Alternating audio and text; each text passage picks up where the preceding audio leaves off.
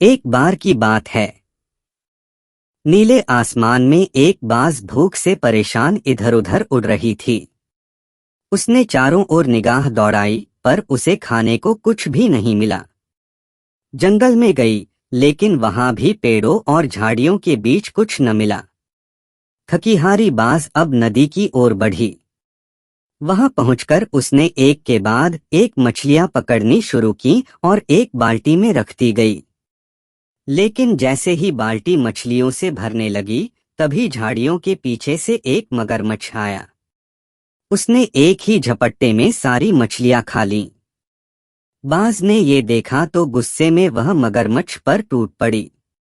दोनों में भयंकर लड़ाई हुई। लड़ाई में मगरमच्छ बुरी तरह घायल हुआ लेकिन बाज को भी गहरी चोट आई।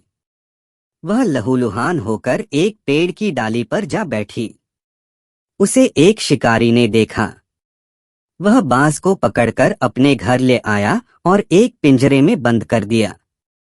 शिकारी का बेटा बाज की चोट पर दवा लगाता पर बाज बार बार कहती, मुझे छोड़ दो, मैं लौटना चाहती हूँ, मगर शिकारी नहीं मानता। अगले दिन वह बाज को बेचने बाजार ले गया लेकिन किसी ने उसे खरीदा नहीं।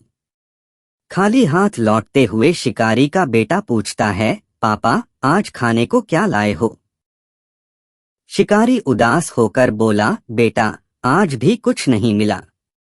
तभी पिंजरे में बंद बाज बोल उठी, मुझे आजाद करो, मैं तुम्हारे लिए सोने के सिक्के लाऊंगी।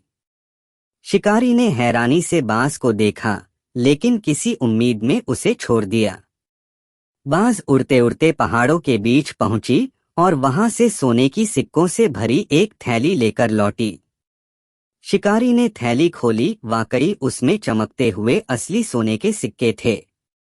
अब बाज खुशी खुशी अपने घर लौटने लगी। लेकिन घर पहुंची तो वहां उसके बच्चे नहीं थे। वह बहुत परेशान हो गई और इधर उधर उन्हें ढूंढने लगी। तभी एक किसान ने बाज को रोते हुए देखा। वह उसके पास आया और बोला, क्या तुम अपने बच्चों को ढूंढ रही हो? बाज ने सिर हिलाया। किसान बोला, चिंता मत करो, वे मेरे घर पर हैं, चलो मेरे साथ। बाज ने किसान को अपनी पीठ पर बैठाया और उसके घर उड़ चली। घर पहुंचकर उसने देखा उसके बच्चे सुरक्षित थे। बाज ने उन्हें गले से लगा लिया, आंसू बहने लगे। उसके बच्चों ने बताया, जब तुम नहीं थीं, एक सांप आ गया था। उसने हम पर हमला किया, लेकिन ये किसान आया और हमें बचा लिया, फिर अपने घर ले आया। बाज ने किसान को धन्यवाद कहा और उसे भी सोने की सिक्कों से भरी थैली दी। इसके बाद वह अपने बच्चों को लेकर पहाड़ों में चली गई और वहां एक नया घर बनाया जहां प्यार, सुरक्षा और शांति थी।